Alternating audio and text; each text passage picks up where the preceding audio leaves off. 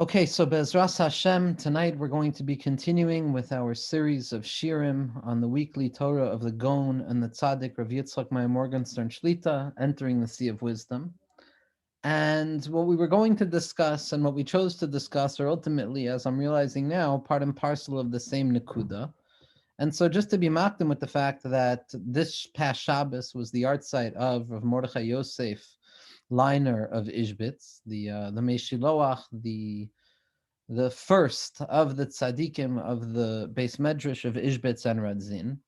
and someone who the Rebbe has always been very makusher to in terms of Mahalchim and Torah, especially the future generations, the Beis Yaakov and the Sod Yisharim, the Baal Tchelas. And what we were going to start off with was talking about the Rebbe's understanding of the neshama of the Meshiloach and the relationship that the Meshiloach had to his Rebbe Mufak, the Kutzker Rebbe, and why it was that the Meshiloach can be considered, at least according to his children and grandchildren, to be the singular amongst the Talmidim of Rav Simcha Bunim of Pshischa, even though there were many others who maintained perhaps a more prolific career in terms of admoriship or being a tzaddik in terms of the Torah that they expressed. Nevertheless, there was a certain element by the Meshiloach that was above the rest, and that was the element of writing. That it was the Meshiloach that gave us the written Torah of Rav Simcha Bunim Pshischa, and surprisingly enough, it's really only Rav Tzadok, who was a student of the Meshiloach, who gave us that written Torah. Because already when we talk about the Meshiloach, we talk about the Sod Yisharim, we talk about the Beis Yaakov, there's a question as to the authorship, and there's a question as to the validity, actually, in terms of how clearly this conveys the Torah of the Meshiloach, to the point that Rav Tzadok famously said not to necessarily learn Meshiloach, but what the Rebbe included is both the writings of the Meshiloach as well as the writings of Rav Tzadok. And somebody told me once that the biggest chiddush of Rav Tzadok and all of his thousands and thousands of pages of writings is just the realization of how profoundly big his Rebbe, the Meshiloach, must have been. Because for Rav Tzadok to come from such a place, that person has to be even bigger than Rav Tzadok, and that's almost unfathomable. And so the Nakuda that the Rebbe describes with regards to the Meshiloach is also makusha to the Nakuda that we're going to discuss at this point. So this week they published a Dei Chachma L'Nafshecha Shal Shudis Maimer from Tafshin Ayin Zayin. And even though it was a number of years ago, it happens to be a series of ma'amarim that I was going through on my own anyway, just because of the continued mahalach inherent within them. When you learn the drashos of Shalashudis for an entire year straight, from Bereshis all the way down to the end of the Torah, so what you find is that the Rebbe was being megala certain mahalchim that are true, and each mimer is building upon the next. Nevertheless, when the Rebbe or when Hashgacha Pratis has it that a certain mimer is printed, so it's kedai to find ourselves in that mimer as well. So this is the Shalish Shudish Drasha from Parshas Vayigash Tafshin Ayin Zayin. And what the Rebbe is talking about is really the Maila of Bnei Yisrael, or the Maila of human beings above and beyond Malachim. And the question ultimately is, how is it possible to conceive as a human being higher than a Malach? And what the Rebbe goes into, which is really the mahalach that all of the Mekubalim and the Tzaddikim go into, is that it's only Bnei Yisrael of the koyach of bittul. It's only Bnei Yisrael of the koyach, not only of yearning. Yearning is something the malachim can do also. Malachim are eish. Malachim are always yearning to return back towards their source. But what the malachim are lacking is the capacity then to draw down that light of bittul and draw it back down into this world. That's misunderstood. Malachim feel that everything they need to do is ascend upwards without ever returning down. The chiddush of a Jew is that we move upwards perpetually, but ultimately for the purpose of drawing down that light of HaKadosh Baruch Hu down here into this world, in all of its physicality, all of its concealment, in what is referred to by Chazal and made famous by Hasidus, which is the idea that Ratzah HaKadosh Baruch Hu lihios lo dira b'tachtainim, that the ultimate desire that HaKadosh Baruch Hu desired, so to speak, is to have a dwelling place specifically within the lowest imaginable space possible, where the light of HaKadosh Baruch Hu could still manifest itself. And that secret is the secret of the Jewish neshama. The secret of running upwards towards HaKadosh Baruch Hu, that koyach of ratzo, that koyach of Mesirus Nefesh and Mayin Nukvin and Tshuka and desire to move from below to above, that's by the Malachim as well. The bigger chiddush is then to move from above back down below through the act of bittul, through the act of nullifying ourselves completely and making ourselves a resting place for HaKadosh Baruch Hu. Now, these two movements, these two pulsations of what it means to be a human being in the service of God, which is the running forward from below to above, that deep desire to extricate myself and untether myself from the stuckness and to cleave to HaKadosh Baruch Hu, that's B'derech Klal referred to as Mayin Nukvin or Man. That's Isarusa Dilatata. That's the inspiration that comes from below to go back above. That's referred to as Or Choser. That's the koyach of tshuva. That's the koyach of a person to move from concealment and run upwards to revelation. To come back down, that's what's referred to as Or Yashar, that's bittul, that's self-nullification. That's no longer desiring a sense of self, but completely annihilating myself in the face of godliness and recognizing that everything is equal in the eyes of HaKadosh Baruch Hu. That's referred to as Mad or Mayin Duchrin. That's referred to as Isarusa de La'ela, an inspiration that begins from above and comes down to below. That's Or Yashar. That's a straight light that comes down. So the chiddush of the Jewish individual is that not only do we have the desire to run upwards to HaKadosh Baruch Hu, and that desire which emerges from a sense of lack and deficiency, which propels us to run further and further and further, always feeling like we want to go higher and higher and higher. In addition, we also have the capacity to stop that yearning and to be settled where we are and to draw the light of HaKadosh Baruch Hu back down into our lives in that very moment and to feel a sense of fullness. The opposite of the deficiency, which is the engine that drives us to move upwards in terms of the Mayin Nukvim, we also have the capacity of experiencing bittul and shlemus, which is the Mayin Duchrin. Now, these two, this bidirectionality, these two elements of religious observance and what it means to be a human being, this moving from below up to above and from above down below, there are certain names of HaKadosh Baruch Hu associated with these two pulsations. Generally speaking, all movement from below, all inspiration that comes from below, all isarusa dilatata that is born out of a sense of deficiency and lack and pushes us forwards, ever yearning to connect to something bigger than us, that's associated with the 42-letter name of HaKadosh Baruch Hu, the Shem Mab, Mem Beis, which is what we know of as the tefillah of Rav Nechunya ben Akana, which is Anna Bekoach Gedula Simincha Tate Tzrua Kabarina Samcha Sagvenu Tarinu Noira Nagibor Dorshe Chudcha Kevavat Shamrim Barchem Tarim Rachmim Tzidkas Latam and Gamlim Chasim Kodesh Brav Tucha Nahala Desecha Yachid Geil Amcha Penei Zocher Kedushasecha Shavasenu Kabel Shma Sakasenu Yodea Salumos, and then with the Baruch Shem Kavod Malchus L'Olam Vaed. So those are 7 stanzas that are comprised of 6 words, which start off with 6 specific letters. And so those 6 letters, which are written on the side of that tefillah, times 7 gives us the 42 letters, which is always associated with a movement above. It's always that burning desire. And then the opposite direction, which is the willingness to find a sense of fulfillment and bittul, and to not think about my own deficiencies, but rather to think about the fullness of HaKadosh Baruch Hu, that's described as the Shem Ayin Beis, the 72-letter name of HaKadosh Baruch Hu, which comes out in a particular form, as Rashi explains, from the psukim of Az Yashir associated with Kriyas Yam Suf. Now, these two names represent these dual pulsations. This is something that the Rebbe uses all the time. So when we see the name Mem Beis, what it represents is that burning desire that emerges out of deficiency and chisaron to cleave to that which is higher, for the lower to climb higher. And then there's the Shem Ayin Beis, which is the Shem of Bittul, which is the desire for the higher to go lower and nullify everything. Now, B'derech Klal, these two names, these two ways of understanding HaKadosh Baruch Hu seem to be completely disconnected from one another.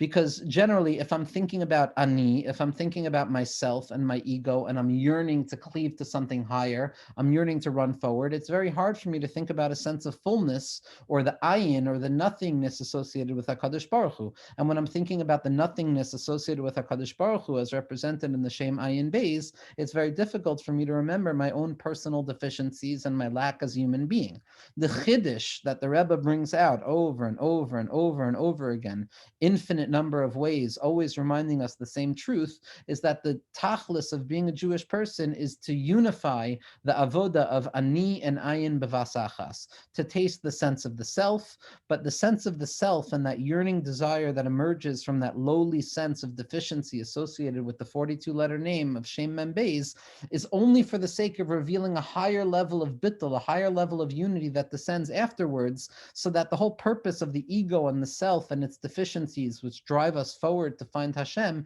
is only so that there can be a deeper revelation of the self-nullification that emerges once again with the recognition that HaKadosh Baruch Hu is everything, which is the Shem Ayin Beis, and then that new light that comes down gives me a new desire to run back upwards with the Shem Mem Beis, only to draw down more bittul of the Shem Ayin Beis, ad ein sof, so that deficiency in the sense of ani is always there. It's the engine that drives the need to perpetually re-encounter the bittul associated with the Shem Ayin Beis. And it's the Jewish people, in contradistinction to the Malachim, that have the capacity of unifying these two paradoxical shemos, the Shem Mem Beis, which represents the self, ani,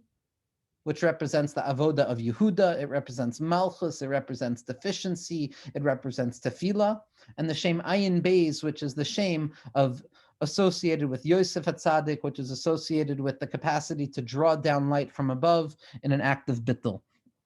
And what the Rebbe wants to point out, and again, this is an incredible, incredible mimer, but to just keep it on one specific inyan, the Rebbe describes, and this is really based on the Arizal and all of the tzaddikim, as is everything the Rebbe says, or the Rebbe gives us the ability to understand what all the tzaddikim are saying already, is that there's a third name, there's a connection point wherein these two polar opposites are capable of unifying. The connection point wherein the desire that emerges out of lack, which is the Shem Mem Beis, and the self-nullification and fullness and wholeness of spiritual experience that is associated with the Shem Ayin Beis, is unified with the Shem Chaf Beis, the 22-letter name of HaKadosh Baruch Hu, whose letters people are familiar with from Birchas Kohanim. And that shame is referred to as the shame of das, because das is the connection point always between both polarities. There's ani and there's ayin. There's a sense of self and deficiency, a sense of nothingness and wholeness. And the point that unifies these two paradoxical elements together that allow a human being to live in this world with these dueling pulsations of wholeness and deficiency, of running upwards yet returning downwards, of being something and nothing at once, which kind of animates the entire paradoxical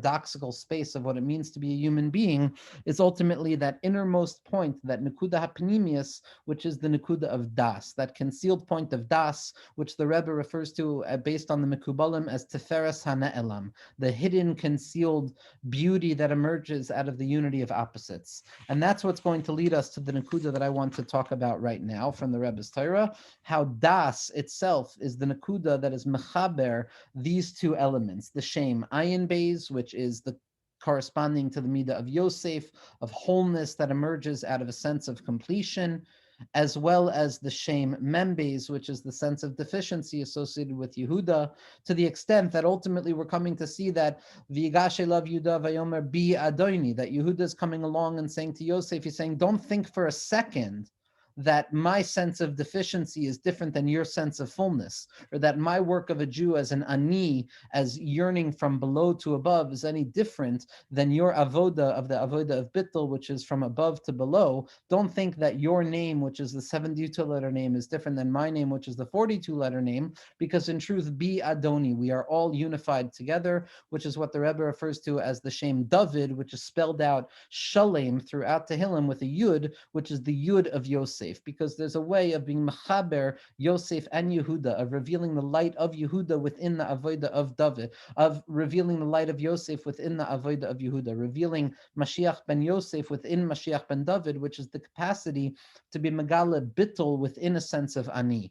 that within the yearning, within the Shem Mem Beis, within my sense of self, I'm able to uncover the light of that bittul of Yosef Hatzadik, which is the secret of Ani va'ayin bevasachas. And the Rebbe here is going to explain to us how this takes place through Das. And the Rebbe says, Ikra Avodahu Yishuv Hadas, the essential way of embarking on the path of divine worship is Yishuv Hadas, a settling of the mind, the settling of the capacity to know something. Shua Koach Shel Yaakov Avinu, that's the Koach of Yaakov Avinu, who is Machaber between Avram Avinu, who is the Shem Ayin Beis, who is the sense of Bittul, and Yitzchak Avinu is the Shem Mem Beis, which is the sense of Teshuka and Chisaron, which correspond to the two Batei Mikdashim, as the Rebbe points out, that Yaakov Avinu, the Tiferes HaNe'elam, is the unifying factor to reveal that Be'emes, both of them are true, and when a person lives with that wholeheartedness of B'chol libi darashticha, that I search you out with all of my heart, with both deficiency and wholeness,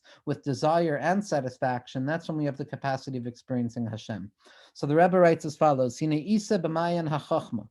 There's a small sefer that's miyuchas to Moshe Rabbeinu, referred to as Mayan HaChachma. It's brought down in the Oitzar HaMadrashim as well. Devarim Neflaim in the sefer. It's said in Mayan HaChachma, De'ikra Avodahu Yishuv Hadas, that the essential way of serving God in this world is through the settling of the mind, through quieting down the mind so that a person can come to know something internally and on an internal level. Ki be'emes kasha la'adam l'syashiv b'daisa be'emes b'ha'alma. Because in truth, it is very difficult, nearly impossible for an individual to settle their minds in this world. Because at every moment, the person's mind is changing as a result of their own thoughts, as a result of our perception of others or others' perceptions of ourselves, as well as our desire to grasp all different types of levels.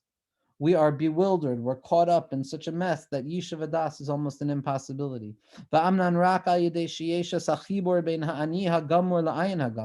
But because we have a way of connecting between the essential self, which is that Shem Mem Beis, our desire to cleave to HaKadosh Baruch Hu and our sense of personal deficiency, as well as Ayin HaGamor, which is that ultimate nothingness associated with the Shem Ayin Beis, because we have a Heskashrus between them, we have the experience of Yishuv Hadas. Because be'emes kol hachiburim hem giluyim pratiyim hanimshachim meishorish hagilui shel memale v'soivev ve'etzem elikus. Because in truth, all differentiation, all scatteredness, all contradiction and conflicting ideas that a person experiences in their lives is ultimately just a reflection of the confrontation between these two modes of divine worship. Memale kol almin, a lowly sense of divine worship from below to above, corresponding to the Shem Mem Beis, Sovev Kol Amlin, which corresponds to the presence of God above, coming down below, corresponding to the Shem Ayin Beis, Ve'etzem Elokus, which is the Darga where both of them are interacting together. And if we're able to recognize that all the contradictions and doubts and chaos of our lives are ultimately stemming from these apparent contradictions within how HaKadosh Baruch Hu runs the world, then we'll come to understand that everything is be'emes shuha yichud ha'amiti, that everything is truly unified to the greatest degree. V'rak al yedei amisas hayichud. It's only through the essential state of unity, kasher Yehudi zoiche lebechol libi darashticha, that when a Jewish person is capable of recognizing that I can yearn for you and search for you with my whole heart meaning both elements, the Shem Mem Beis, the sense of deficiency, and the Shem Ayin Beis, the sense of wholeness, a sense of Ani associated with Yehuda, and a sense of Ayin associated with Yosef. That in truth, all of the differences and all distinction in the world are ultimately coming to only reveal one thing, and that's the name of HaKadosh Baruch Hu, which is unified, as the Baal Shem Tov taught us on the Pasuk Toras Hashem Tamima. The Torah of Hashem, Havaya specifically, is whole because it's unified, and that's all it's saying. V'chol HaTorah hu rak bittul hagamor. And ultimately, the entirety of the Torah is that Nakuda of Das, which is coming to teach us the Yichud of Memale v'Sovev ve'etzem, to teach us that ultimately all differences come from the fact that sometimes I have to serve HaKadosh Baruch Hu from a sense of deficiency and a sense of self from below to above in the Shem Mem Beis, and sometimes it has to be with the Sovev, which is the Shem Ayin Beis, from above to below, and the Etzem, which is to come to recognize that ultimately by a Yid, we have the Koyach of Ani v'Ayin b'Vasachas. V'akol hu rak and in truth, everything is ultimately about the movement and that back and forth experience that gives birth to pleasure that takes place as a result of these forms of self-nullification. Umemele yesh yishuv hadas shu soid shem chaf beis b'sod hadas. And when a person is capable of recognizing the origin of all of these distinctions and shifts and turns in our daily experience, the ups and the downs and the downs and the ups and the rights and the lefts, we realize that it all comes from the changes that HaKadosh Baruch Hu makes in the world by in which way he functions with relationship to the world. Then we come to understand the secret of Yishuv Hadas, which is the 22-letter name of Yaakov Avinu, which comes to be Mechaber, the 72-letter name of Bittul, and the 42-letter name of Teshuka. And this is the Koyach of Yaakov Avinu, Hamiyache ben Avram Yitzchak. This is the strength of Yaakov, who has the capacity to unify between Avram and Yitzchak, which is the inyan of the Yichud and the Chibor of the Shem Mem Beis and the Shem Ayin Beis. That Yaakov is the secret of the unity between the 42-letter name of HaKadosh Baruch Hu and the 72-letter name of HaKadosh Baruch Hu.